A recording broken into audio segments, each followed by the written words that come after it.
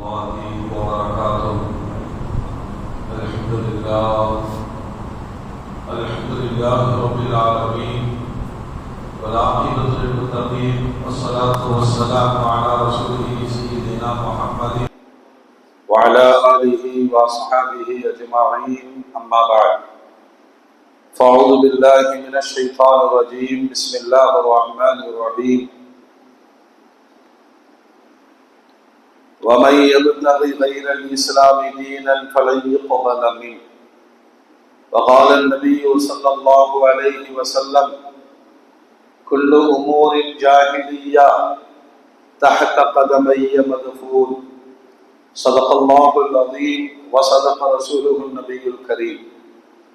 اللهم صل على سيدنا محمد وعلى آل سيدنا محمد وبارك وسلم وكرم عليه. அளவில அருளும்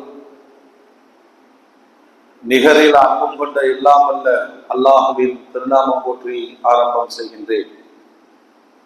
சாந்தியும் சமாதானமும் ஈருலக சர்தார் அகிலத்தின் அருட்கொடை பிரபஞ்சத்தின் பேரொளி நம் உயிரினு மேலாகிய கண்மணி நாயகம் ஹஜ்ரத் முஹம்மது ரசூலுல்லாஹ் ஸல்லல்லாஹு அலைஹி வஸல்லம் அன்னவர்களின் மீதும் அன்னாரின் அடிச்சுவற்றை பின்பற்றி வாழ்ந்து வழிகாட்டிய உத்தம சத்திய சஹாபாக்கள், தாபிஈன்கள், தபஅத் தாபிஈன்கள், அவுலியாக்கள், நாதாக்கள், ஷுஹதாக்கள், பரக்கத்து நிறைந்த சஃபருடைய மாதத்தில் முதல் ஜும்மாவிலே அல்லாஹ்வுடைய இல்லத்தில் சங்கமித்திருக்கிற நாம், நம் மக்கள், உலக மூமின்கள் அனைவர் மீதும் அல்லாஹ்வின் பேரருள் என்றென்றும் நின்று நிலவட்டுமாக. ஆமீன். அல்ஹம்துலில்லாஹ். கண்ணியத்திற்கும் மரியாதைக்கும் உரிய அல்லாஹ்வின் நல்லடியார்களே, அருமையான மூமின்களே, சகோதரர்களே,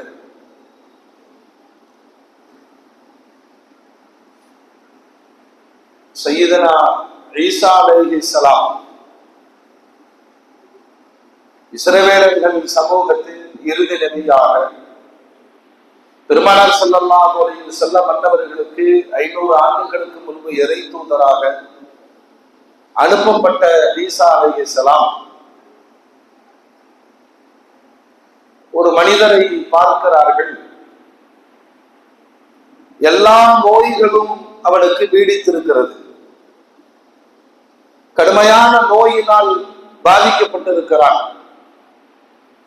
ஆனால் மிகுந்த மகிழ்ச்சியோடு எனக்கு எந்த நோயுமே இல்லை என்று அவன் சொல்லிக் கொண்டிருக்கிறான்.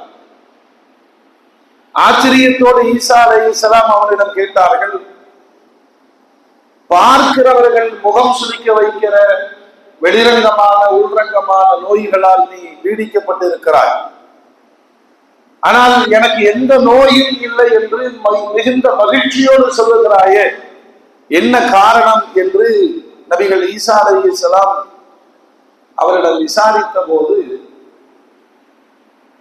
இந்த மனிதன் சொன்னான், எனக்கு உடல் உள்ளும் உடலுக்கு வெளியேயும் நிறைய நோய்கள் இருக்கிறது என்பதை நான் அறிவேன். ஆனால் ஒரு மனிதனுக்கு இருக்கக்கூடாத நோய் என்ன தெரியுமா? அறியாமை. இந்த அறியாமை என்ற நோய் மிக பயங்கரமானது, கொடியது. உடல் சார்ந்த நோய் அது மாற்றம் பெறலாம், ஆரோக்கியம் பெறலாம், அல்லது அழித்துவிடும். ஆனால் பிறப்பின் நோக்கத்தையே தகர்த்து விடக்கூடிய கடுமையான நோய் அறியாமை. அந்த விதத்தில் அல்லாஹ் எனக்கு பெரும் அருள் செய்திருக்கிறார். அவனை அறிகிற அறிவை எனக்கு தந்தார். உலகத்தில் ஒவ்வொரு மனிதனும் படிக்க வேண்டிய மிகப்பெரிய பாடம், எந்த விதமான அறியாமை என்னிடத்தில் குடிகொண்டிருக்கிறது, அதை நீக்குவதற்குத்தானே நபிமார்கள் தொடர்ந்து வந்தார்கள். பெருமானார் ஸல்லல்லாஹு அலைஹி வஸல்லம் 23 ஆண்டு கால போராட்டம். அந்த போராட்டத்தினுடைய பிரதானமான நோக்கம் மக்களுடைய மனங்களில் மண்டி கிடக்கிற அறியாமையை அகற்ற வேண்டும். இந்த அறியாமையின் பின்புலத்தில் தோன்றக்கூடியதுதான் மூட நம்பிக்கைகளும் மூட பழக்க வழக்கங்களும். எவ்வளவு விஞ்ஞான மாற்றங்கள் வந்தாலும், அறிவுடைய வளர்ச்சிகள் ஏற்பட்டாலும், இந்த ஜாகிலியத் என்று சொல்லக்கூடிய மூட பழக்க வழக்கங்களும் மூட நம்பிக்கைகளும் இன்றளவும், அதிலும் குறிப்பாக ஈமானிய சமூகத்தை அது துரத்தி கொண்டிருப்பது வேதனையும் வேதனை. வாழ்க்கை நல்லா போயிட்டு இருக்கும் போது, சந்தோஷமா இருக்கும் போது யாருக்கு எந்த பிரச்சனையும் கிடையாது. அவர் தனக்கு நடப்பதை எல்லாம் தன்னுடைய சாதனை என்று வெளிப்படுத்திக் கொள்வார். தாங்க முடியாத சோதனைகளும் துயர்களும் கடல் சுமைகளும் ஏற்படும் பொழுது மன ஊசலாட்டங்களும் பலவிதமான எண்ணங்களும் அவரை குடிகொள்ளும். அப்படி வருகிற பொழுதெல்லாம் ஒரு மூமினுக்கு பெருமானார் சொன்னாங்க, வல் கதிரி கைரிஹி வ ஷர்ரிஹி மினல்லாஹி தஆலா. என் வாழ்க்கையில நடக்கிற நல்லதும் கெட்டதும் சொல்லுங்க, இதுதான் அறிவு. இந்த அறிவுல போயிட்டே இருக்கணும். அன்னைக்கு நல்லா வச்சிருந்தான், அல்ஹம்துலில்லாஹ். இன்னைக்கு சோதிக்கிறான், அல்ஹம்துலில்லாஹ். குர்ஆனுடைய ஆயத்து இருக்கா இல்லையா, இன்னமா அல் உஸ்ரி யுஸ்ரா ஃபஇன்னமா அல் உஸ்ரி யுஸ்ரா. ரெண்டு தடவை அல்லாஹ் சொல்றான். ஒரே மாதிரியான வாழ்க்கை பயணம் யாருக்குமே அமையாது. கொஞ்ச காலம் சந்தோஷமா இருக்கும், கொஞ்ச காலம் சோதனைகள் வரும். ஒரு மூமின் இதை நம்ப வேண்டும். அங்கதான் மனிதனுடைய பிரச்சனையே எழுகிறது. எப்பயுமே இப்படியே இருந்துருவேன், எனக்கு நோயே வரக்கூடாது, எனக்கு கடன் சுமையே வரக்கூடாது, சோதனைகளே வரக்கூடாது என்று சொன்னால் ஈமானிய பலகீனம் என்று அர்த்தம். ஏன்னா நம்ம ஈமான் கொண்டிருக்கோம். நன்மையும் தீமையும் அல்லாஹ் உன்னுடைய புறத்திலிருந்து வருது. இப்ப நன்மை நடக்கிற பொழுது நம்மை காட்டிக் கொள்வதை விட அல்லாஹ்வை காட்ட வேண்டும். நல்லா அல்லாஹ் தந்திருக்க, அல்ஹம்துலில்லாஹ். சோதனை வரும் பொழுது அல்லாஹ் நீதான் சோதிக்கிறாய், அவனிடம் அழுக வேண்டும், என் சோதனைகளை நீ நீக்கிக் கொடு. இதோட முடிஞ்சது. அறிவுள்ளவர்களின் அறிவு இதுதான். அறியாமை என்பது என்ன? நல்லா இருக்கும்போது தன்னுடைய திறமைகளை சொல்றது, நான் பயங்கரமான பிரில்லியன்ட், நான் நினைச்சேன்னு சொல்ல சாதிச்சிருவேன், என்ன மீறி ஒண்ணு நடக்காது, எல்லாமே அப்டேட்டா இருக்கிறேன், இப்படி பேசுவார்கள். சோதனை வருகிற பொழுது அவருடைய மன தடுமாற்றம் அவருடைய ஈமானிய பலத்தை கொண்டு, ஈமான் பலம் உள்ளவர்கள் என்ன சொல்வார்கள் அப்படின்னா, அல்லாஹ் சொல்றான், வைதா அஸாபத்துஹும் முஸீபா. வாழ்க்கையில சோதனைகள் ஏற்பட்டு விட்டால் அவங்க ஒரே ஒரு வார்த்தை தான் சொல்வாங்க, இன்னா லில்லாஹி. எந்த சோதனைகள் வந்தாலும், இப்ப ஈமான் உறுதியாக இருக்கக்கூடிய ஒரு மனிதருக்கு இதை தாண்டிய விளைவுகளும் எதிர்பார்ப்புகளும் இல்லை. இல்லைங்க, இப்படி கிழிஞ்சு செருப்பு போட்டிருக்கீங்க. ஒரு காலத்துல பிராண்டட் 4000 ரூபாய் செருப்பு தான் போடுவேன். அன்னைக்கு அல்லாஹ் அப்படி நாடுறான், இன்னைக்கு அல்லாஹ் இப்படி நாடி இருக்கான். மூமினுடைய பதில் இப்படித்தான் இருக்கு. சரிங்களா? கொஞ்சம் ஈமானில் பலம் குறைந்தவருடைய வார்த்தைகள் என்னவாக இருக்கும்? ஏன்னா எண்ணத்தை தூய்மைப்படுத்தினால்தான் இந்த அறியாமை ஒழியும். பெருமானார் ஸல்லல்லாஹு அலைஹி வஸல்லம் அருமையாக கற்றுத்தந்தார்கள். சோதனைகளும் கஷ்டங்களும் வேதனைகளும் துன்பங்களும் வருகிற பொழுதெல்லாம் முதல்ல ஒரு மூமின, நான் என்ன பாவம் செஞ்சேனோ அல்லாஹ் என்ன இப்படி சோதிக்கிறான், இன்ஷா அல்லாஹ் அல்லாஹ் சரியாக்கி கொடுப்பான் அப்படின்ற பிரச்சனை முடிஞ்சு போச்சு இல்லையா? இந்த அடுத்த கட்ட அறியாமை நகர்வுகள் அவருக்குள்ள எழும். நல்லா இருந்த வாழ்க்கைங்க, 20 வருஷம் அருமையான வியாபாரம், தொட்டதெல்லாம் தொடங்கும், நல்ல மனைவி, நல்ல பிள்ளைகள், எல்லாமே அப்படி தலைகீழ மாறிடுச்சு. என் பொண்டாட்டி எனக்கு எதிரி ஆயிட்டான், பிள்ளை எல்லாம் சொன்னா கேட்க மாட்டேங்கிறான், வீடை வித்துட்டான், கடை கை விட்டு போச்சு, எல்லாம் கரெக்ட். ஒரு மூமின் அல்லாஹ் அப்பொழுது அப்படி வைத்திருந்தால் இப்பொழுது இப்படி வைத்திருக்கிறான், மீண்டும் நல்ல நிலையை தருவான். ஒரு மூமினுக்கான சொல்யூஷன் முடிஞ்சிருச்சு. அந்த ஈமானிய பலகீனம், அந்த அறியாமை அங்க என்ன சொல்லி கொடுக்குதுன்னா, உனக்கு நேரம் சரியில்லை ஆரம்பிச்சு வைக்குது. ஒரு மூமினிடம் வரக்கூடாத எண்ணம் வரவே கூடாது. என்ன நேரம் சரியில்லை சொல்லுங்க. நேற்று 12 மணி தான், போன மாசமும் 12 மணி தான். இது அது ஒரு படைப்பு தானே. நேரம் என்பது உனக்கு ஒரு மாதிரியும் எனக்கு ஒரு மாதிரியும் இல்லை. இப்ப எங்க இந்த அறியாமை கொண்டு போகிறதுனா, படைத்தவனின் ஆற்றலில் இருந்து படைப்புகளின் பக்கம் அவனுடைய எண்ணத்தை பலகீனப்படுத்துது. முதல்ல தொடங்குறான், நேரமே சரியில்லை. அப்புறம் சொல்லுங்க சொல்லுங்க, அப்புறம் காலமே சரியில்லை. அச்சா, அதுக்கடுத்து இன்னும் நகருகிறது. சொந்தக்காரன் சூனிய வச்சுட்டான், எதிரிகளை உருவாக்குகிறான் சைத்தான். ஆமாதான், நல்லா போயிட்டு இருந்த பிசினஸ், நல்லா போயிட்டு இருந்துச்சு. துடியில் படுக்குதுன்னு சொன்னா, எங்க மச்சான் பாருங்க டாப்ல போயிட்டு இருக்கிறார், அவன் தான் நமக்கு சூனியம் வச்சிருப்பான். ஆரம்பிக்கிறானா? இந்த வார்த்தைகளை பயன்படுத்தி முதலெடுக்கிற குள்ளநெறிகள் நிறைய இருக்கிறாங்க, எல்லா பக்கமும் இருக்கிறாங்க. நீ போனீங்கன்னா உடனே சொல்லுவான், அதான் உங்க அப்பா பேர் என்ன, அம்மா பேர் என்ன, பிறந்த தேதி என்ன, அப்படி ஒரு கட்டம் எல்லாம் போட்டு, ஆமா உங்க நெருங்கிய சொந்தத்துல சூனியம் வச்சிருக்கிறான். உடனே அவன் கன்ஃபியூஸ் ஆறான், மாமனாரா, மச்சானா, அண்ணனா, கூட படிச்சவனா. ஒரு அறியாமை நோய் அவனை அடுத்தடுத்து அல்லாஹ்வை விட்டு தூரமாக்குகிறது இல்லையா? உடனே அங்க அரெஸ்ட் ஆகிறான். நான் எந்த செய்யல, அங்கே இல்ல, நான் ஒரு தகுதி எழுதி தர்றேன். நடுஜாமத்துல 12:30 மணிக்கு எந்திரிச்சு போய் அது எரிச்சு. இவனுடைய பயத்தை முதலீடாக்கி கொண்ட அறியாமைக்காரர்கள். உலகத்திலேயே மிகப்பெரிய அறியாமை எதுன்னு கேட்டீங்கன்னா ஜோதிடம். அந்த ஜோதிடத்திற்கு யூனிவர்சிட்டி வச்சிருக்கிற ஒரே நாடு. அந்த பாதிப்பு இங்கேயும் தொற்றுக்கொள்ளும், அதுதான் பிரச்சனை. பெருமானார் ஸல்லல்லாஹு அலைஹி வஸல்லம் நீங்கள் அல்லாஹ்வை வணங்குங்கள் அப்படின்னு மட்டும் சொல்லிட்டு போகல. வணக்கத்திற்குரிய அல்லாஹ்வை நீங்கள் வணங்குகிற பொழுது உங்களுக்கு இடையூறாக வந்து சேருகிற எண்ணங்கள் இல்லையா, எண்ணங்கள். ஆமா, தொழுது என்னாச்சு? சில நேரங்கள்ல தமிழ்ல சொல்லுவோமா இல்லையா, காக்கை உட்கார அந்த கதையில அவன்கிட்ட போய் சொன்னவன அவன் அப்படி இப்படி செய்யலாம், சரியா போச்சு. உடனே இவனுடைய ஈமான் எங்க மாறுச்சு? அங்க ஒருத்தர் இருக்காருங்க, தெரிஞ்சவரு, கம்மி தான், 2000 ரூபாய் தான் வாங்குறாரு, போங்க எல்லா பிரச்சனையும் தீரும். மாறுதா பைசா? மாறுதா இல்லையா?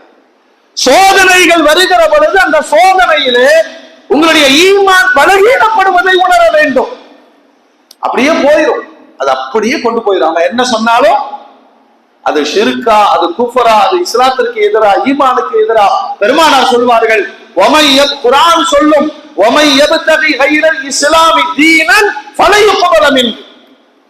இஸ்லாம் அல்லாத கோட்பாடுகளை யார் கையில் எடுக்கிறாரோ அவரிடமிருந்து அது ஏற்றுக்கொள்ளப்படாது. மூட நம்பிக்கைகளை முழுமையாக முடித்தவர்கள் பெருமானார். ஆயிரக்கணக்கான மூட நம்பிக்கை இருந்துச்சு. முதலாவது பார்த்தீங்கன்னா இறை கோட்பாடு. அல்லாஹ்வுக்கு நாம அவ்வளவு சுக்ரியா செய்யணும். எல்லாருடைய ஒரே ஈமான், வணக்கத்திற்குரியவன். சொல்லுங்க, சத்தமா சொல்லுங்க, அவ்வளவுதானே. வேறு தளத்தில் விசாரித்து பாருங்கள், அல்லாஹ் பாதுகாக்கட்டும். அவனால சொல்லி முடிக்க முடியாத அளவுக்கு கடவுள் கோட்பாடுகளில் மூட நம்பிக்கை, அறியாமை. குலசாமி, குடும்பசாமி, ஊர் சாமி, ஏகப்பட்ட கடவுள் கோட்பாடு. நினைக்கணும் இல்லை, அதுல எங்களுக்கு எந்த குழப்பமும் இல்லாமல் ரப்பு எங்களை பிறக்க வைத்திருக்கிறானே. யார வணங்கணும்? அல்லாஹ் வணங்கணும். உனக்கு படைத்தவன் யார்? அல்லாஹ் தான். உனக்கு ராசித்து யார்? அல்லாஹ் தான். இறை கோட்பாடில் அறியாமை இல்லாத ஒரு அறிவை தந்தானே. ஆகையினால ஒரு அறிவு, ஒரே ஒரு ரப்பு இருக்கிறான், அவனை மட்டுமே வணங்க வேண்டும். இந்த அறிவு அறியாமையில் எழக்கூடிய ஏராளமான மூட நம்பிக்கைகளை விட்டும் அது நம்மை சொல்லுங்க பாதுகாத்து விட்டது. எலுமிச்சம்பழத்துல ஜூஸ் தான் குடிக்கிறோம், தேங்காயில சட்னி தான் சாப்பிடுறோம், புரியுதா? இந்த உணவுப் பொருட்கள் அனாவசியமாய் பாழ்படுவதை விட்டும் அல்லாஹ் பாதுகாத்து விட்டார். பாலை குடிக்க மட்டுமே பயன்படுத்துகிறோம், நெய்யை ஆரோக்கியத்திற்கு மட்டுமே பயன்படுத்துகிறோம், மாமிசங்களை உட்கொள்வதற்கு மட்டுமே பயன்படுத்துகிறோம். இப்படி ஏராளமான மூட நம்பிக்கைகள், இறை கோட்பாட்டின் அறியாமையில் எழக்கூடிய மூட நம்பிக்கைகள், மூட பழக்க வழக்கங்கள். சரிஞ்சா? அதற்கடுத்து நடைமுறை வாழ்க்கையில ஒன்று இல்ல, பெருமானார் ஸல்லல்லாஹு அலைஹி வஸல்லம் மன்னவர்களுக்கு ஆண் குழந்தைகள் பிறந்தார்கள், பிறந்தவர்கள் இறந்தார்கள். இப்ராஹிம் என்ற குழந்தை 12 மாசம் தான் ஆச்சு. அது இறந்த பொழுது ஒரு தந்தையாக கண்ணீர் வடித்தார்கள் பெருமானார். ஏன்னா எங்களையெல்லாம் அழுக வேண்டாம்னு சொல்லிட்டு நீங்க அழுகிறீங்களே, அங்கேயே பெருமானார் விளக்கம் சொன்னாங்க. நான் அழுக வேண்டாம்னு சொன்னது ஒப்பாரி வைக்க வேண்டாம்னு சொன்ன, கண்களிலிருந்து கண்ணீர் வெளிப்படுவது ஒரு தந்தை என்ற இரக்கம். அன்னைக்கு பார்த்து கிரகணம் ஏற்பட்டது, மக்கள் எல்லாம் பேசிட்டாங்க. பாத்தீங்களா, நபியுடைய மகனின் மரணத்திற்காக சூரியனே கிரகணம் பிடித்து விட்டது. இப்படித்தான் அறியாம வரும். தன் மகன் இழப்பு, பெரும் அதிர்வு, சோதனை, அந்த இடத்திலும் பெருமானார் சொன்னாங்க, எண்ணங்களை மாற்றுங்கள், எண்ணங்களை மாற்றுங்கள். சூரியனும் சந்திரனும் அல்லாஹ்வுடைய அத்தாட்சிகளில் ஒரு அத்தாட்சி, அது யாருக்காக வேண்டியும் கிரகணம் பிடிக்காது. முடிஞ்சா மூட நம்பிக்கைகளை தகர்ப்பதில் களமாடியவர்கள் பெருமானார் ஸல்லல்லாஹு அலைஹி வஸல்லம். உங்களுக்குள்ள அந்த எண்ணங்கள் மட்டும் வந்துருச்சுன்னு சொன்னா நீங்கள் அல்லாஹ்வின் பால் திரும்புவது என்பது கேள்விக்குறியாக மாறிவிடும். அல்லாஹ் நம்மை பாதுகாப்பானார். இதுல ஆச்சரியம் என்னன்னா, அவர் கரெக்டா தொழுதுருவார், நோம்புலாம் வச்சிருவார். ஆனா விடாம அந்த ஜோசியக்கார போய் சொல்லுங்க, அது இங்கிலீஷ்ல சொன்னா நியூ மர்னாலஜியா, கரெக்டா நீங்க மர்னாலஜியா அப்படின்ட்டு போவாரு. அவ கைய பாப்பா, கால பாப்பா. அல்லாஹ்வுடைய ரசூல் சொன்னாங்க, கைய நீட்டனா 40 நாட்களுடைய வணக்கங்கள் பாழ்பட்டு விடும். இந்த தொடர்ல எத்தனையோ விஷயங்கள் இருக்கு. இன்னைக்கும் பாருங்க, ரொம்ப எளிமையான மார்க்கம் அல்லவா இஸ்லாம். ஒரு வீடு பார்த்தோம், குடி போகணும், என்ன செய்யலாம் சொல்லுங்க? வீடு குடி போகணும்னா என்ன செய்யலாம்? போய் ஃபஜ்ர் தொழுதுட்டு ஒரு யாசீன் ஓதிட்டு, அல்லாஹ் உன்னுடைய ரஹமத்தை பரக்கத்தை இந்த வீட்டுக்கு கொடு. எளிமையாக பெருமானார் சொன்னார்கள், குர்ஆன் ஓதப்படும் வீடுகள் பரக்கத்து நிறைந்ததா இருக்கு. சிம்பிள், முடிஞ்சா. இவருக்கு அந்த நம்பிக்கை வர்றதில்லை. தொழுகிறாரு, நோம்பு வைக்கிறாரு, எல்லாம் செய்யறாரு. ஒரு நல்ல நாள் பார்த்து சொல்லுங்க. இப்ப நானே ஒரு மாதிரியான ஆளா இருந்தேன்னு வச்சுங்களேன், ஒரு 2500 ரூபாய் செலவாகும். இல்ல பரவாயில்ல, பார்த்து சொல்லுங்க. இது மேல் நோக்கு, கீழ் நோக்கு, கரி நாள், நடுவுல ஒரு நாள் இருக்கு, அந்த நாள் நல்ல நாள். எவ்வளவு சொல்லுங்க. எங்க கேலண்டர்ல ஒருத்த எழுதுனது தானே அது, எழுதுனது தானே. என்னது மேல் நோக்கு அப்படின்னா என்னன்னா நமக்கு தெரியாது. அப்புறம் நேரம், நல்ல நேரம் பாருங்க, அந்த 11:30 இருந்து 12:01 உள்ள காலம் வச்சிருக்காங்க. அதுக்கு முன்னாடி இஸ்ராயல் வச்சுட்டாங்க. எந்த இடத்து அல்லாஹ் தந்தான ஒரு நியமத். வாடகை வீட்டுல இருந்து சொந்த வீட்டுக்கு போற, நீ என்ன செய்யணும்? முதல்ல அந்த வீட்டுக்குள்ள அல்லாஹ்வுக்கு நன்றி செலுத்துகிற 2 ரகாத்துகளை தொழுது விட்டு, அல்லாஹ் நீ தந்திருக்கிறாய் ரப்பே அப்படின்னு உள்ள நுழைகிற பொழுது பெருமானார் துஆலாம் சொல்லி கொடுத்திருக்காங்களே, முடிந்தது. அதான் நான் சொல்றேன், இது யாரு செய்யறான்னு தெரியாதவன் செஞ்சுட்டா கூட சொல்லி கொடுக்கலாம். முன்சப்புல தொழுகிறவன் இவ்வளவு பெரிய தாடி, அங்க போய் கேட்டாங்க, நல்ல நாள் குறிச்சு கொடுத்திருக்கிறாரு. வேறு வேறு சமூகங்களோடு இருக்கிற நெருங்கிய தொடர்புகளினால் இப்ப என்ன ஆகும் சொல்லுங்க? என்ன ஆகும்? ஏதாவது ஒரு நடந்துருச்சு, உடனே நீங்க என்ன செய்வீங்க? என்னங்க நல்ல நேரம் குறிச்சு கொடுத்தீங்க, கெட்ட நேரமா போச்சு. யாருக்கு எது ஒண்ணு இல்ல. வயநாடு பேரழிவுக்கு பிறகு தமிழ்நாடு ஜமாஅத் உலமா சபையிலிருந்து ஒரு நிவாரண குழு போகுது களப்பணி பார்ப்பதற்கு. தயவு செய்து சமுதாயம் புரிந்து கொள்ள வேண்டும், கேரள அரசும் அங்க இருக்கிற ஜமாத்துகளும் உலமாக்களும் தெளிவாக சொல்லுகிறார்கள், நிவாரண பொருட்களை கொண்டு வராதீர்கள். இங்கிருந்து ஆர்வ கோளாறுலாம் வேட்டி பணிகள் சட்டியெல்லாம் வாங்கிட்டு போய் அங்க அது தேவையில்லை, டன்னு கணக்குல குவிஞ்சு கிடக்குது. இப்ப காசு கொடுத்தவங்க எல்லாம் கேள்வி கேட்பானு ஏதோ ஒரு இடத்துல கொட்டி விட்டு வருகிறார்கள். எல்லாம் மன்னிப்பானாக. ஆர்வ கோளாறு ஆர்வக்கோளாறு இல்லையா? டன்னு கணக்கில் எல்லா தேவைகளும் இருக்கிறது.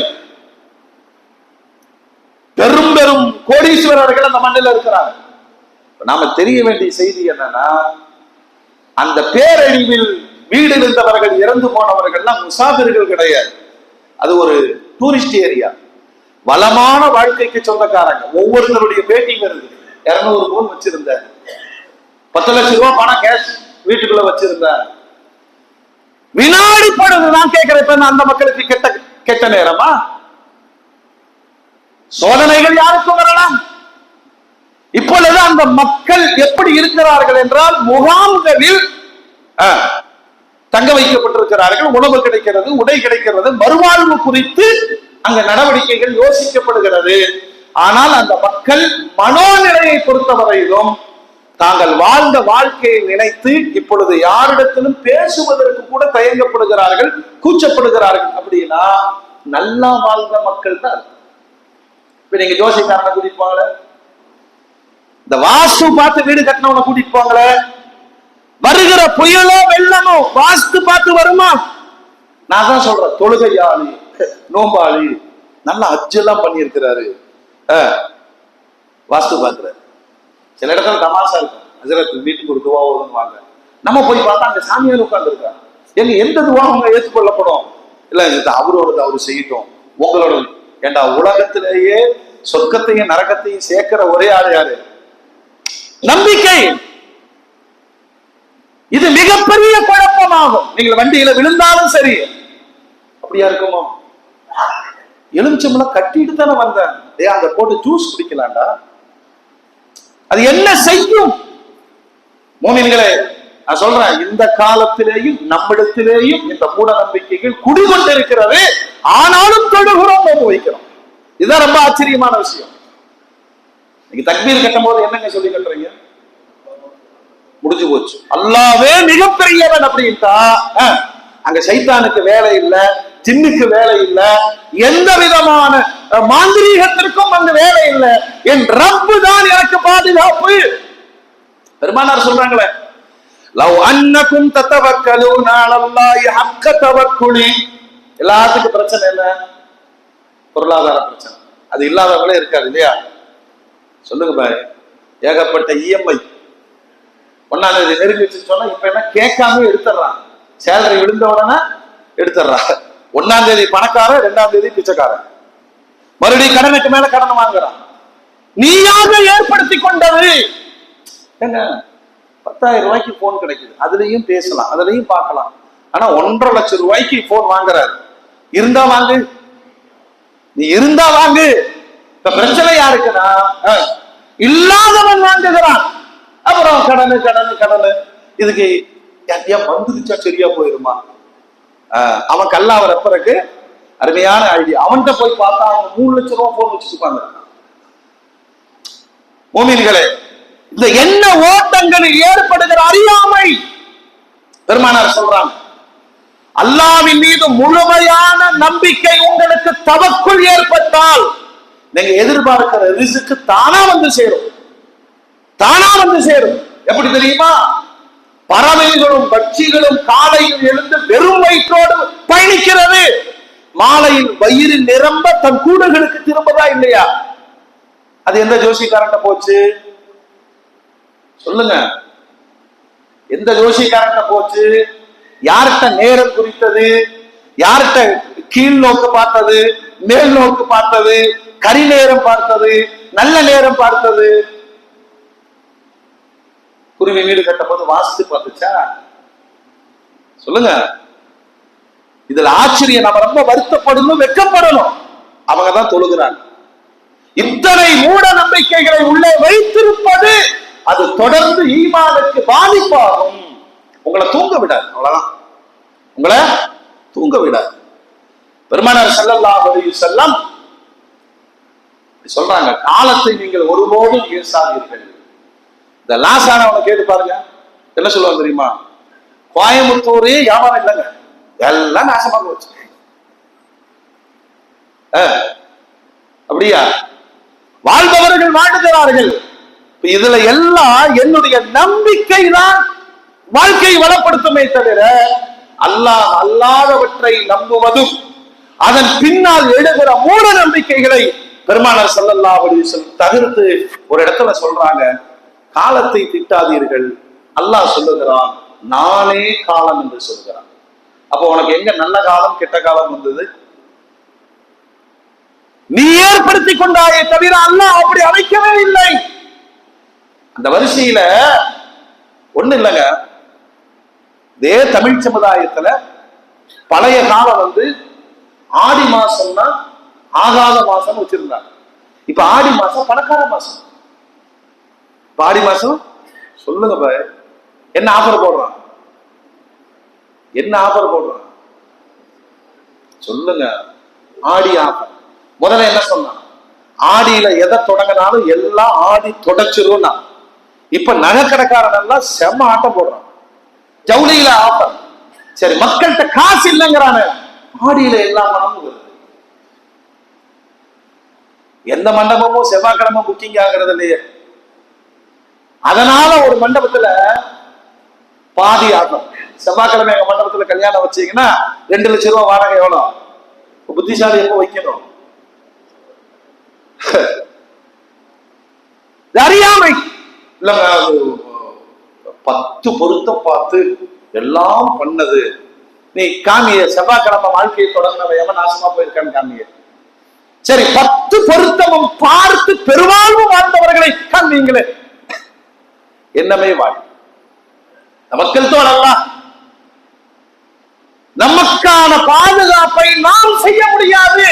குர்ஆன்ல அல்லாஹ் தெளிவா சொல்றான்ல.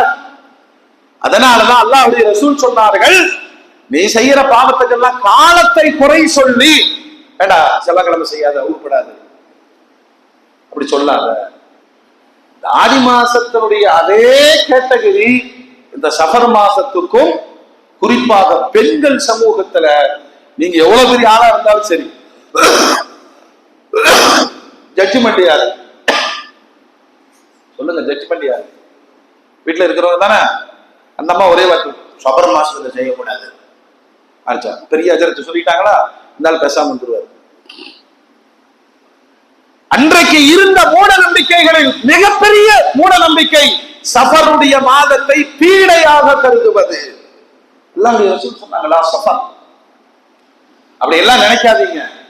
எல்லா மாதங்களும் பரக்கத்தானது, எல்லா நேரங்களும் நல்லது. நீ பாவம் செய்தால் அதனுடைய விளைவுகளை நீ சந்திக்கணும், அவ்வளவுதான். புரிஞ்சா? அடுத்து பெருமானார் சொல்லுவாங்க, வலா தீர, ஒரு மூமின் எந்த காலத்திலும் பறவைகள் சார்ந்த ஜோதிடங்களை நம்பாதீர்கள். நாங்க கெளி ஜோசியம் மட்டுமல்ல, கம்ப்யூட்டர் ஜோசி இருக்கு. கம்ப்யூட்டர் ஜோசி இருக்கா இல்லையா? ஒருத்தர் வெளியூருக்கு போற, அடிச்சு பிடிச்சி சீட்டை பிடிச்சி பஸ்ல உட்கார்ந்தா, பஸ் கிளம்புறதுக்கு தயாராயிருச்சு. டப்புன்னு நான் வரலன்னு இறங்கிட்டேன். பக்கத்துல ஒரு ஆள் கேட்டேன், இல்லையா சீட்டு பிடிக்கிறதுக்கே இவ்வளவு கஷ்டமா இருக்கு, கிடைச்ச சீட்டை விட்டுட்டு போறைய? இல்லைங்க, வரும்போது எடை போட்டு பார்த்தேன், 56 கிலோ இருந்துச்சு. பின்னாடி பார்த்தா போற காரியம் உருப்படாதுன்னு போட்டிருக்கு. அப்ப அவரு கொஞ்சம் அறிவாளியா இருந்தாரு. அட லூசு பையில, அட்டை சொல்றது ஏன் நம்பிட்டு இறங்குற? இனி அடுத்த பஸ் 5 மணி நேரம் கழிச்சு தானே கிடைக்கும், எவ்வளவு கஷ்டம், நீ இங்க வா அப்படின்னு ஒரு தக்காளி கூடையை எடுத்து வெயிட் மிஷின்ல வச்சவனா அதுவும் 32 கிலோ வந்துச்சு. திருப்பி பார்த்தா அழகான மனைவி கிடைப்பாள். யாருக்கு சொல்லுங்க? யாருக்கு? சிம்பிள். மனிதர்களால் உருவாக்கப்பட்ட குருட்டு நம்பிக்கை தான் ஜோதிடங்கள், ஜோசியங்கள். அதுல எல்லா ஜோசியமும் வரும். கை ரேகை பார்க்கிறது, கால் ரேகை பார்க்கிறது, அப்புறம் என்னமோ இருக்கா இல்லையா? அல்லாஹ்வுடைய ரசூல் சொல்றாங்க, பறவைகளை வைத்து குறிகளை பார்ப்பது. அந்த காலத்துல என்ன செய்வான்னு சொன்னா, வெளியே போகும்போது இந்த பறவை இப்படி பறந்து போச்சு, மேற்கு நோக்கி பறந்து போச்சு அப்படின்னு சொன்னா டன். அதே பறவை வடக்கு நோக்கி பறந்துட்டோம், முன்னோடி வேண்டாம், அது பாட்டுக்கு அது போகுது. ஒருத்தன் வீட்டை விட்டு வெளியே வந்தா பூனை குறுக்க போயிடுச்சு, தலையில அடிச்சுட்டான். சனிய காலையிலேயே இப்படி வந்துருச்சு. வீட்டுக்குள்ள போய் கொஞ்ச நேரம் உட்கார்ந்துட்டான். பாருங்க மூட நம்பிக்கை எவ்வளவு கஷ்டப்படுத்து. உட்கார்ந்துக்கிட்டு தண்ணி எல்லாம் குடிச்சான். இது இவனோட அதாவு. இது பூனை குறுக்கு போயிருச்சு. இந்த பூனை என்ன பண்ணுச்சுன்னா எலியை துரத்துக்கு போச்சு. அசர் வரைக்கும் எலி கிடைக்கல. இப்ப பூனை நினைச்சிச்சு மூதேவி குறுக்க வந்தா நம்ம ரிஸ்க் இன்னைக்கு கிடைக்காம போயிருச்சு. இருக்குமா இல்லையா? பெருமானார் சொல்லுகிறார்கள், இந்த பறவைகள் பறப்பது அதனுடைய ரிஸ்க். அது எங்கேயோ போகுது வருது இல்லையா? அது என் வாழ்க்கையை தீர்மானிக்கும். நான் சொல்றேங்க, இந்த மூட நம்பிக்கைகள் சிக்கி கொண்டவர்கள் அவ்வளவு இயல்பாக அவங்களால வாழ முடியாது. அவங்களுக்கு தூக்கம் வராது, அவங்களுக்கு சீக்கிரம் நோய் வந்துடும். எவன் செய்வனை வச்சிருப்பானோ. சபருடைய மாதத்தில் எந்த பீடையும் இல்லை, பறவைகளில் குறிபார்த்தலும் இல்லை. சரி, ஆந்த நைட்டு தான் முடிக்கும், நைட்டு தான் கத்தும். அது அதோட இயல்பு. ஆந்த கத்திருச்சு, பொண்ணு பார்க்க வேண்டாம், அந்த பொண்ணு பிரச்சனையா எந்த காலத்தில் இல்லை. பெருமானார் சொன்னார்கள், வல்லா ஆதுவா, இன்னைக்கும் கொரோனா என்ற பொய் தோற்று போனதை மருத்துவ உலகம் ஒத்துக்கொள்ளுகிறது. அந்த உலகத்துல ஒரு பீதியை ஏற்படுத்தி நம்மளையெல்லாம் 2 வருஷம் முடக்கி போட்டதை தவிர இப்பவும் கொரோனா இருக்கு. எங்க கொஞ்சம் அறிவை யோசிச்சாங்க, எல்லாரையும் பயந்துட்டோம், எல்லாருமே அதுக்கு நியாயம் பேச ஆரம்பிச்சிட்டோம். தும்மனா இன்னொருத்தனுக்கு வரும்னு சொன்னா எத்தனை பேர் செத்து போயிருக்கணும், இப்ப ஏன் சாகல? அல்லாஹ்வுடைய ரசூலின் வார்த்தை உண்மையானது. ஒருத்தன் இருக்கிற நோய் இன்னொருத்தனுக்கு தானாக தொற்றாது. இதை நிரூபிப்பதற்கு பெருமானார் ஸல்லல்லாஹு அலைஹி வஸல்லம் குஷ்டரோகியை தொட்டு தடவி முசாஃபா செய்துவிட்டு உம்மத்திற்கு சொன்னார்கள், பரிதாபப்பட வேண்டியவர்கள் துஆ செய்யப்பட வேண்டியவர்களை தவிர வெறுத்து ஒதுக்க வேண்டியவர்கள் அல்ல தொழுநோயாளிகள். எல்லாரும் தொத்தி கூடு சொன்னா எந்த டாக்டரும் எந்த நர்ஸும் தொழில்நோயாளிகளுக்கு சொல்லுங்க சிகிச்சை எடுக்க மாட்டார்கள். அப்ப அவங்கள மட்டும் எப்படி காப்பாற்றுவது?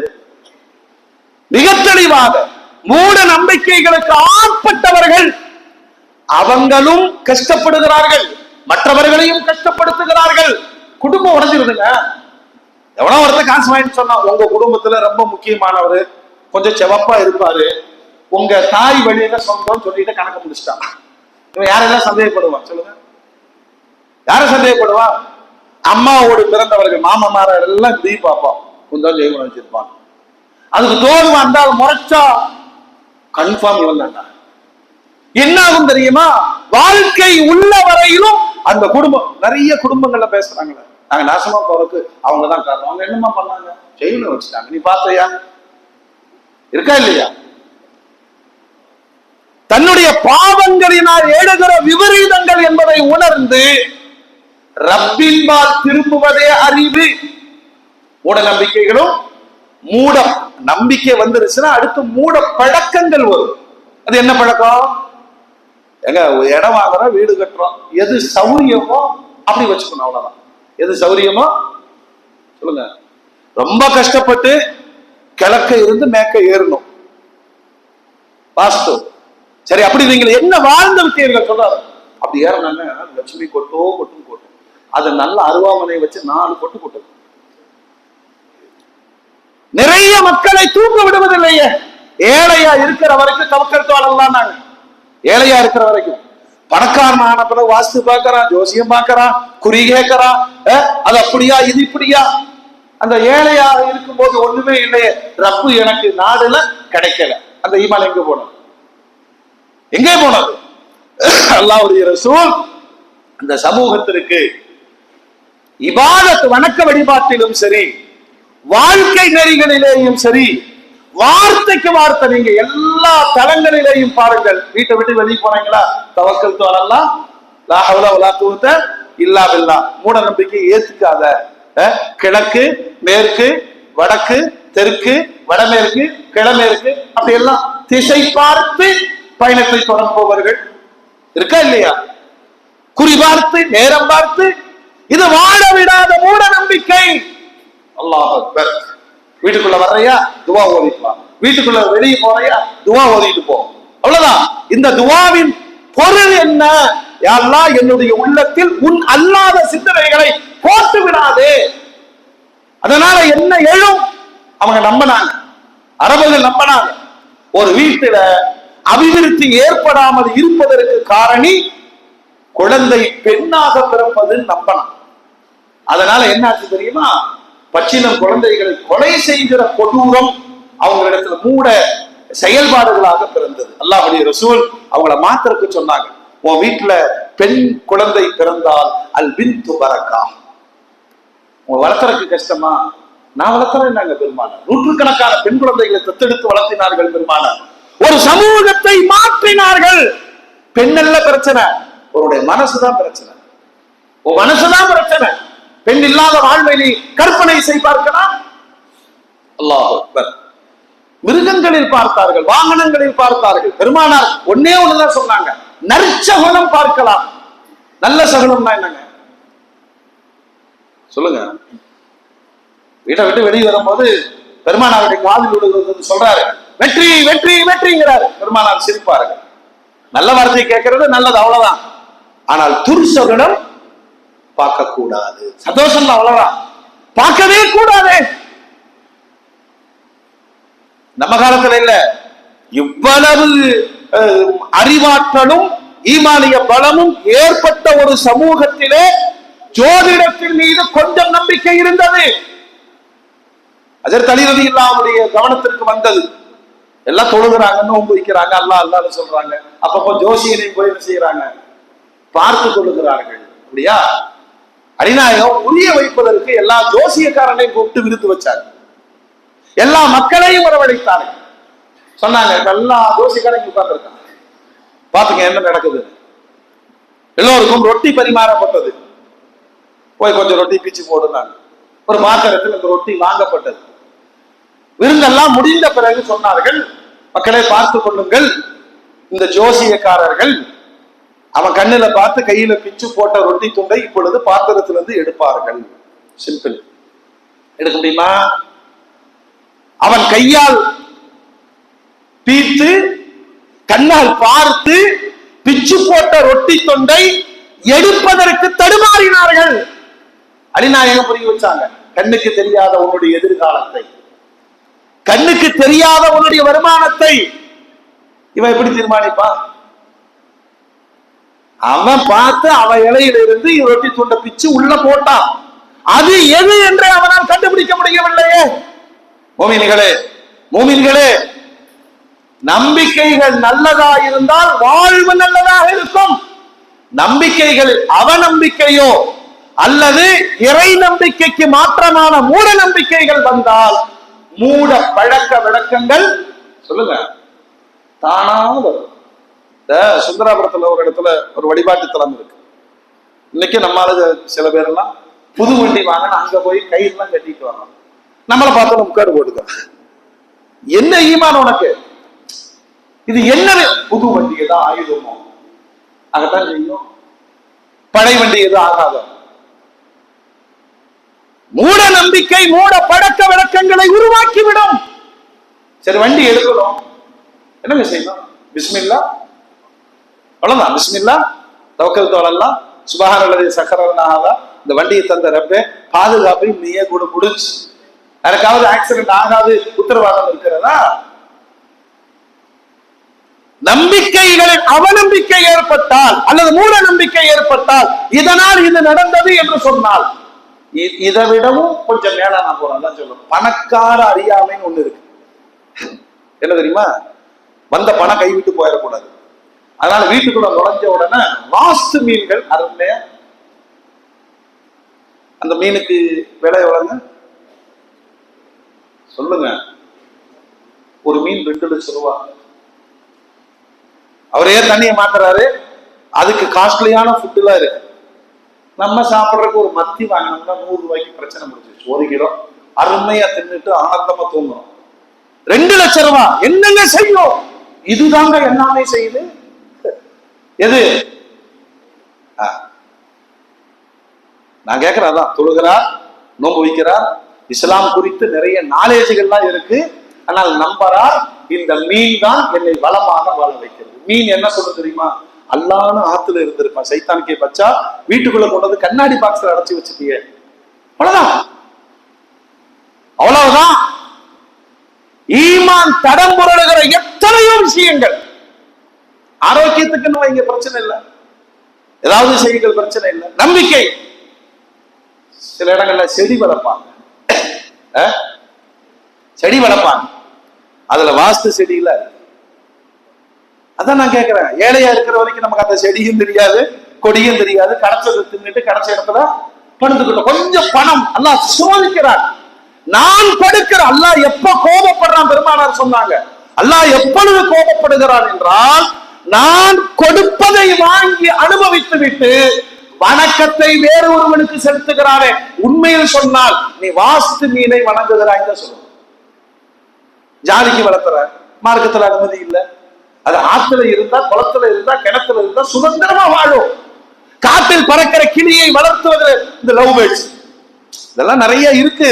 இந்த ஜாலி எல்லாம் கிடையாது. பின்னால் ஒரு மூட நம்பிக்கை ஒளிந்திருக்கும். மோமீன்களே, மோமீன்களே, இது எல்லாம் நாம சொல்லல.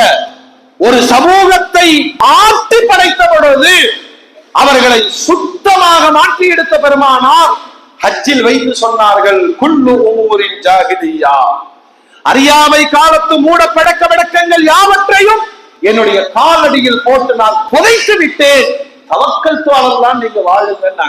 அந்த எண்ணத்தோடு வாழுகிறவர்களுக்கு ஏற்றமும் பெரிதல்ல, இரக்கமும் சிரமம் அல்ல என்று வாழ்வார்கள். அந்த ஈமானை அல்லாஹ் நமக்கு நசீபாக்கி தருவானார். மோமீன்களே, திருச்சியில நத்தஹர் ஷா வலியுல்லாஹ் அப்படின்னு ஒரு தர்கா. இந்த தர்கான்னு சொன்னோட கொஞ்சம் பேருக்கு காய்ச்சல் வரும். அல்லாஹ் அவர்களுக்கு இதாயித் தருவானாக.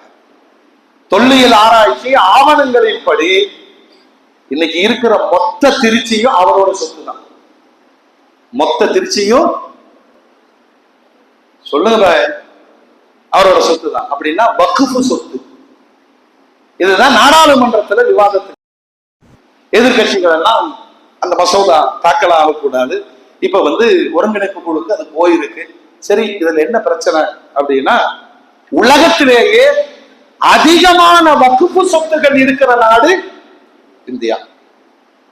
அதாங்க, ஒரு திருச்சி, மொத்த திருச்சியே ஒரு இறைநேசரி வக்ஃபு சொத்து. இதை நாம முதல்ல படிக்கணும். குறிப்பா பள்ளிவாசல் நிர்வாகிகள், பள்ளிவாசல் நிர்வாகிகள் அவங்களுக்கு என்ன இருந்தாலும் தலைவராகவும் செயலாளராகவும் தலைவராகவும் சண்டை போட்டுக்கணும், அவனை திங்கணும் இவனை திங்கணும். வக்ஃபு சொத்தை பாதுகாக்கிறதுக்கு என்ன வச்சிருக்கீங்க? நிறைய பள்ளிவாசலுங்க டாக்குமெண்டே கிடையாது, வரியே கட்டுறது இல்லை. பாதுகாக்கணுமா இல்லையா? இப்ப அடுத்த தலைமுறை அனாதையாகிவிடும். இது எங்க தொடங்கியதுன்னா, இவ்வளவு சீர்திருத்தம் செய்த பெருமானார் ஸல்லல்லாஹு அலைஹி வஸல்லம் சமுதாயத்திற்கு வழிகாட்டுகிறார்கள், வக்ஃபு செய்யுங்கள். ஜகாத்துன்னு ஒண்ணு இருக்கு, சதக்கான்னு ஒண்ணு இருக்கு, ஹதியான்னு ஒண்ணு இருக்கு இல்லையா? இதுல வக்ஃபுனா என்ன அப்படின்னு சொன்னா, என்னுடைய ஒரு பொருளை, ஒரு பொருள், அது பேனாவா இருக்கட்டுமே, நான் என்னுடைய பேனாவை இந்த ஜமாத்துக்கு வக்ஃப் செய்யறேன். இந்த பேனாவை கொண்டு எழுத தேவையுடையவர்கள் எல்லோரும் பயன்படுத்திக் கொள்ளலாம். அப்படின்னா அந்த பேனா தீர்ற வரைக்கும் யாரு வேணாலும் யூஸ் பண்ணிக்கலாம். அந்த நன்மை யாருக்கு கிடைக்கும்? இதுதான் வக்ஃப். அல்லாஹ்வுடைய ரசூல் வக்ஃப் செய்யுங்கங்கறாங்க. அது என்ன வக்ஃப் அப்படின்னா, நிலமோ வீடோ வருவாய் வரக்கூடிய விளைச்சல் தோட்டங்களோ வாகனங்களோ இது எல்லாம் அல்லாஹ்விற்காக வக்ஃப் செய்யுதல். அப்படின்டா வக்ஃப் செஞ்ச எனக்கே அதிகாரம் போயிருக்கு, என்னோட வீடுன்னு. சரி, இப்ப அந்த வீட்டை என்ன செய்யலாம் சொல்லுங்க? ஏழை வாழைகள் பயன்படுத்திக் கொள்ளலாம், வீடு இல்லாதவர்கள் குடியிருக்கலாம். ஒரு ஜமாத்திட்ட ஒப்படைக்கிறோம்னா அந்த ஜமாத் அதனுடைய வருவாயை பெற்று பொதுப்பணிகளுக்கு பயன்படுத்துது. அல்லாஹ்வுடைய ரசூல் இந்த உம்மத்திற்கு எவ்வளவு பாதுகாப்பு பண்ணி இருக்கிறாங்க, பாதுகாப்பு பண்ணி இருக்கிறாங்க. சொன்ன உடனே முதலாக ஒரு யூதர் பெருமானாருடைய பேச்சை கேட்டு காலையில முஸ்லீம் ஆகிறார், சாயந்தரம் ஷஹீத் ஆகிறார். மரண தருவாயில் பெருமானார்ட்ட சொன்னார், யா ரசூலல்லாஹ், ஈமான் கிடைச்சது, ஷஹாதத்தும் கிடைச்சது, என் சொத்து 7 தோட்டம், நீங்கள் பயன்படுத்திக் கொள்ளுங்கள் அப்படின்னு பெருமானாருக்கு வக்ஃப் செஞ்சுட்டாங்க. இப்ப நாம சொல்லுவோம், எனக்கு தான் கொடுத்தாருன்னு வச்சுக்கோங்க.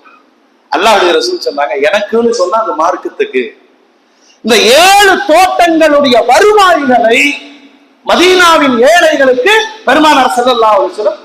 அப்ப அந்த தோட்டம் வக்ஃப்னு சொன்னா விற்கவும் கூடாது, வாங்கவும் கூடாது, வாரிசுகள் உரிமை கொண்டாடக்கூடாது, அன்பளிப்பாகவும் கொடுக்கப்படாது.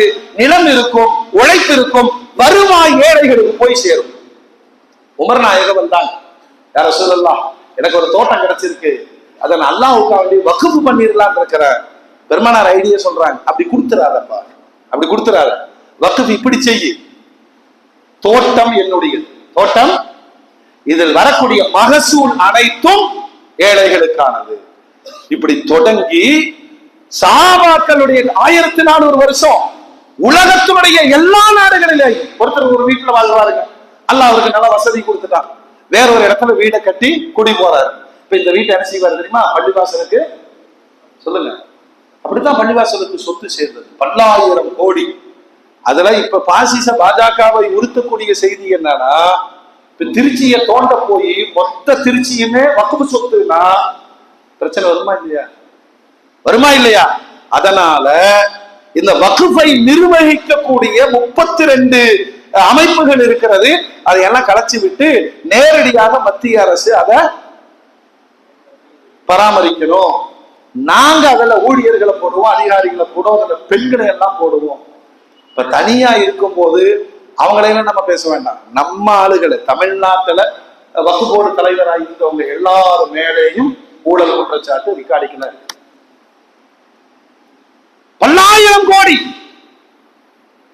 ஒருத்தர் குடிமுத்தூர் மெயின் ரோட்ல 2 சென்ட் இடம் வக்ஃப் பண்ணியிருந்தாருன்னு வச்சுங்களேன், இன்றைய மதிப்பு என்ன சொல்லுங்க? 1 கோடி ரூபாய் இல்லையா? அது பள்ளிவாசலுக்கு வக்ஃப் செய்தால் அதனுடைய வருவாய் ஜமாத்திற்கு கிடைத்தால் என்ன நடக்கணும்? மதரசா நடக்கணும் இல்லையா? ஓதுகிற மக்களுக்கு குர்ஆன் கிதாபுகள் வாங்கி தரணும், விதவைகளுக்கு உதவி வரணும், அனாதை மையத்துகளை இதுக்கு காசு வேணுமே. ஒவ்வொரு ஜும்மால கேட்டு கேட்டு சடந்து போறோம் இல்லையா? மொத்த அரசாங்கமும் அதுல பெருவாரியாக வக்ஃப் சொத்தை ஆக்கிரமித்து அரசியல்வாதிகள் அனுபவித்துக் கொண்டிருக்கிறார்கள். என்ன நான் சொல்றது, ஏதோ 2 சென்ட் 4 சென்ட் இல்ல. அந்த காலத்துல வக்ஃப் பண்ணவங்க எல்லாம் 100 ஏக்கரா, 1000 ஏக்கரா, 2000 ஏக்கரா. திப்பு சுல்தான் கொடுத்த மானியம் காணாம போயிருச்சு. 400 ஏக்கராங்க பூமார்கெட் திப்பு சுல்தான் பள்ளிக்கு. இப்ப அங்க 4 ஏக்கரா கூட கிடையாது. அதுல பாதி கபிரிஸ்தான கலாஸ் வகையா.